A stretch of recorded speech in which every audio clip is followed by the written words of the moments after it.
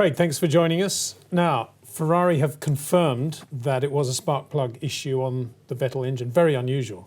Yeah, I mean, it's very rare that we see any kind of failure with spark plugs on Formula One engines now. Obviously, they're so much complicated, there's so much more that can go wrong.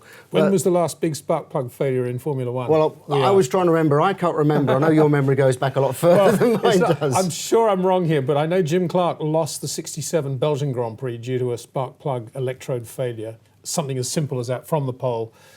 I can't remember another one since then, but I'm sure a viewer out there might be able to give us one. Yeah, I mean, basically spark plugs are fairly simple bits of kit. I mean, most of us have probably changed them in our car and we're all sort of familiar with what a plug looks like.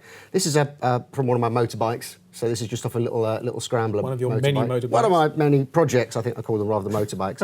And we're familiar, you have the electrode down the middle, the insulator on the outside, and then the spark comes from the electrode, making the spark between that and what we call the J-gap. And this is what we all recognise as a typical spark plug. Formula One spark plugs have actually evolved since this sort of J-gap design. And they've got away with this little J-shaped hook on there. Oh, yeah. And the spark normally goes from the centre just to the outside of the thread here, and that's what they call surface discharge, which means that the plug's much flatter, there's much more space for the sparks to go rather than being squashed by the piston going up into the combustion chamber. But Formula One plugs are much smaller than this, much smaller than this. I've got an M10 bolt here. They're actually only this diameter. 10 mil. 10 mil. Wow. And into that, you then have to pack the electrode and the space between the electrode and the outer section here. Absolutely tiny, 10 millimetres in diameter for the thread. That's really small. So that's the conventional tech. Now, in researching what happened to Vettel, I've actually found out something quite interesting. Now, we've spoken over many times about what we call the pre-chamber combustion technology. Yep. This Marley is one of the types where they have the turbulent jet ignition, where rather than having a complete combustion within the cylinder of the engine, there's a little chamber built into the cylinder head, and combustion starts there with a very rich mixture, and then flames come out of this chamber, which then ignite the much weaker mixture in the main combustion chamber. And this is what allows these current Formula One engines to be so powerful with so little fuel that they're able to run very lean mixtures. Now, when we've looked at pictures in the past, and we looked at the Marley patents and some of the material that has come out around this, you see it's built into the cylinder head and you have a separate spark plug and a separate fuel injector. What I've actually found out is that they've actually put this pre-chamber onto the end of the spark plug. So I have one here. Now, all of this pre-chamber technology actually comes from big diesel engines, where you're getting a very big cylinder trying to get it to fire properly. Right. So they use this technology in big industrial engines. So this spark plug clearly isn't from a Formula One car. This is from some piece of industrial equipment, very kindly lent to me by RM Marsh. And as you see here, rather than seeing the open end of the spark plug, you have an enclosed area. Oh, okay. And fuel is injected into this chamber inside the spark plug. The spark plug fires conventionally, ignites the fuel mixture in here, and in all these little holes here, flames come out, which then, as I say, combust the weaker fuel mixture that's actually inside the gap between the cylinder head and the piston. So they're now much more complicated. Yeah.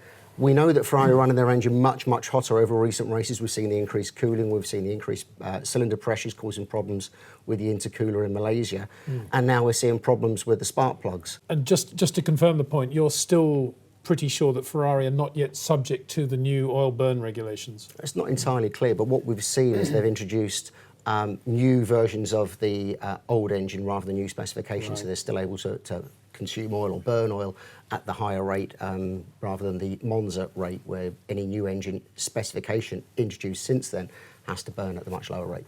Right. Well, you mentioned Marla. Marla are actually on the Ferrari, so they're obviously playing quite a big, but they make the pistons, we know, for that engine, for that power unit, and they presumably have quite a close technical link with Marla, always have done. Yes. At Ferrari Schmidholm too, in the days of valve springs. The other point is, who makes these spark plugs? NGK are the official supplier for Ferrari and for Mercedes. And an interesting thing that we noted, we get the scrutineers report after qualifying, and anything that gets changed on the cars in Parc Fermé, we get the details from the FIA.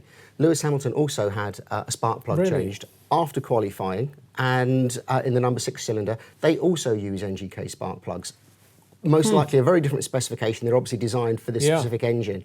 But just shows that these are now, from being quite innocuous little bits of kit, are actually key to the combustion process of these engines. So they are very important pieces. Well, Ferrari are kind of saying it was a quality control thing, but that's a bit strange if it's coming from an outside supplier like NGK. Although, as you say, maybe there's quite an interaction between the Ferrari design team and NGK on that specific plug. But would you, in your mind, would you say quality control, or do you think this is a deeper problem that's perhaps to do with the engine running hotter and one thing leads to another?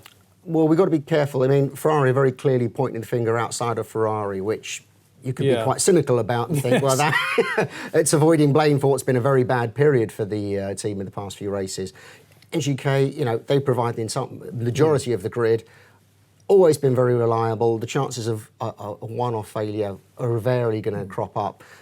So, yeah, maybe there does need to be a little bit more checking. We don't know what the nature of the failure was, whether it was heat-related, combustion, something getting stuck inside there or what have you. So, well, I just have to see how that pays out. Probably find we won't get a lot more data from Ferrari on this story. But, yeah, I mean, I think always, quality control is key for any team, as we've seen, even like with McLaren and Honda, just to make sure that what you're getting coming through the door is what you're expecting, and you have signed off that it is exactly what you're looking for. But Hamilton's plug change may or may not be significant as well. Fascinating.